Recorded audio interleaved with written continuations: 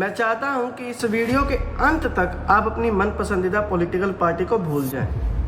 ना बीजेपी, ना कांग्रेस, ना लेफ्ट, ना राइट, बल्कि मेरे एक सवाल का जवाब दें। जो पॉलिटिकल विचारधारा, जो आइडियोलॉजी आपकी बनी हुई है, वो आपकी है भी या सिर्फ बनाई गई है? मेरा एक सवाल शायद आपकी आंखें खोल सकता है, और शायद मतलब पक्का नहीं, शायद ही आपकी आंखें खोल सकता है। सवाल ये है कि अगर आपका जन्म किसी दूसरे धर्म, किसी दूसरी जगह, किसी दूसरी जात या यहाँ तक किसी दूसरे देश में हुआ होता, तब भी आप क्या कट्टर हिंदू, कट्टर Muslim, left, right, BJP supporter, Congress supporter होते, या तब आपकी विचारधारा, आइडियोलॉजी थोड़ी सी चेंज होती? मान लीजिए आप कट्टर हिंदू हैं और आपका जन्म कट्टर मुसलमान घराने में हुआ होता, तब भी क्या आप ऐसे ही सोचते? यानी जो विचारधारा आपके जन्म की जगह ही बदल देने से पूरी चेंज हो जाती है, क्या आप उसे अपनी सोच कह सकते हो? और क्या ये सोच समाज ने आपके ऊपर थोपी है या आपने खुद बनाई? इसका जवाब तो आपको मिल ही गया होगा। तुम्हें लगता तो है कि तुम किसी पॉलिटिकल पार्टी को सपोर्ट कर रहे हो, लेकिन असल में तुम उस कहानी को रिपीट कर रहे हो जो सालों से तुम्हारे दिमाग में डाली गई। जिसे तुम सपोर्ट करते हो, क्या कभी तुमने उसका मैनिफेस्टो पढ़ा है? क्या कभी तुमने उन दोनों पार्टीज की पॉलिसीज निकाल के सामने वेरीफाई की हैं? क्या कभी तुमने डाटास को वेरीफाई किया है? क्या कभी तुमने बजट पढ़ा है? अगर इसका जवाब नहीं है, तुमने हमेशा वही माना जो टीवी ने बताया, व्हाट्सएप ने भेजा, इंस्टाग्राम ने दिखाया और आसपास के लोगों ने बार बार दोहराया। यानी तुमने खुद से कोई मेहनत की ही नहीं, और वही उनकी सबसे बड़ी जीत हो गई, क्योंकि उन्हें तुम्हारा वोट जीतने के लिए कोई कोशिश करनी ही नहीं पड़ी। सुबह सोकर उठते हो तो तुम्हें इंस्टाग्राम पर एक रील दिखती है, व्हाट्सएप पे एक फॉरवर्ड का मैसेज दिखता है, ट्विटर पे एक अनोनिमस अकाउंट से एक ट्वीट दिखता है, और शाम तक टीवी पे डिबेट। रात आते आते तुम्हें लगता है कि तुमने अपनी ओपिनियन बना ली, लेकिन एक सेकेंड, ये ओपिनियन तुमने बनाई या किसी ने तुम्हारे लिए डिज़ाइन की?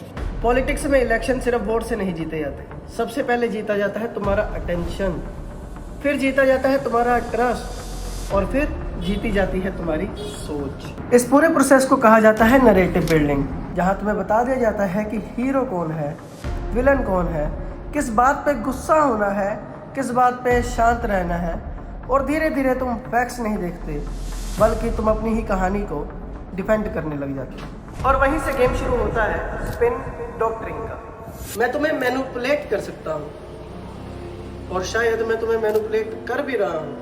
बस मुझे ये पता लग जाना चाहिए कि तुम्हें डर किस बात से लगता है, गुस्सा किस बात पे आता है, और तुम बिना सोचे समझे किस बात पे कमेंट सेक्शन में लड़ना शुरू कर देते हो।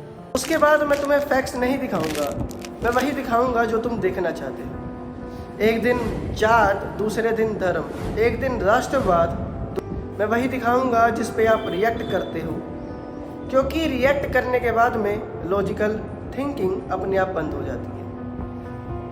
अब तुम सोच रहे होगे कि अगर सारी दुनिया तुम्हें मैनिपुलेट करना चाहती है तो तुम देख क्यों नहीं पाते? इसलिए मेरे दोस्त, क्योंकि तुम जेल में नहीं बल्कि एक कंफर्ट जोन में हो। इंस्टाग्राम तुम्हें वैसी ही वीडियोस दिखाता है, वैसी रील्स दिखाता है जिसे तुम पहले लाइक कर चुके होते हो। यूट्यूब में प्री वॉच कंटेंट आप देखते हो। एक्स में वही अकाउंट्स आपको ज़्यादा दिखेंगे जिनसे या तो आप एग्री करते हो या तो आपकी पॉलिटिकल बहस हो। और वहीं चौथा व्हाट्सएप, वहाँ तो आपके अपनी विचारधारा, आइडियोलॉजी वाले लोग ही आपके इर्द गिर्द घूमते रहते हैं। धीरे धीरे तुम्हारी स्क्रीन छोटी नहीं होती, बल्कि तुम्हारी पूरी दुनिया छोटी हो जाती है, और तुम्हें लगता है कि पूरा देश सिर्फ तुम्हारी तरह ही सोचता है। जो मेरी तरह नहीं सोचता वो या तो बेवकूफ़ है या बिक चुका है। तुम भी ऐसा ही सोचते हो। तुम डिबेट नहीं करते, बल्कि अपनी ट्राइब को डिफेंड करने में लग जाते हो। ईगो चैम्बर्स की सबसे बड़ी प्रॉब्लम यह नहीं है कि वहाँ पे झूठ दिखाया जाता है, बल्कि वहाँ की सबसे बड़ी प्रॉब्लम्स ये है कि वहाँ पे आधा सच दिखाया जाता है।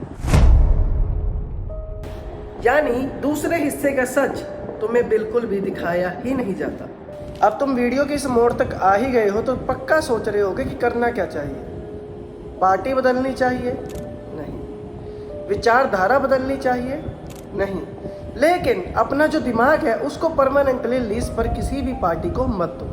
जिस दिन तुम किसी भी लीडर, किसी भी इन्फ्लुएंसर या किसी भी इंडिपेंडेंट जर्नलिस्ट या डिपेंडेंट जर्नलिस्ट को भी सवाल पूछे बिना मान लोगे, उस दिन तुम्हारी कैपेबिलिटीज़ ख़त्म होनी शुरू हो जाएंगी।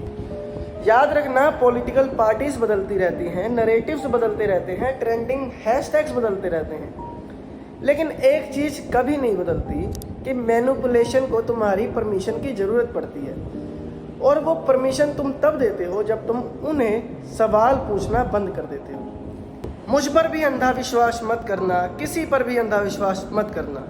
वीडियो के एंड में सवाल हो तो पूछना, किसी भी कमेंट सेक्शन के एंड में सवाल हो तो पूछना, अपने नेताओं से सवाल पूछना, उनके दलीलदारों से सवाल पूछना, हर उस व्यक्ति से सवाल पूछना जो अपनी पॉलिटिकल पार्टी या विचारधारा को डिफेंड कर रहा हो। मुझे बहुत खुशी होगी, दिल से बहुत खुशी होगी कि अगर तुम्हारी विचारधारा मेरे से अगेंस्ट में भी हो, लेकिन तुम्हारी खुद की होगी ना, तो बहुत खुशी होगी।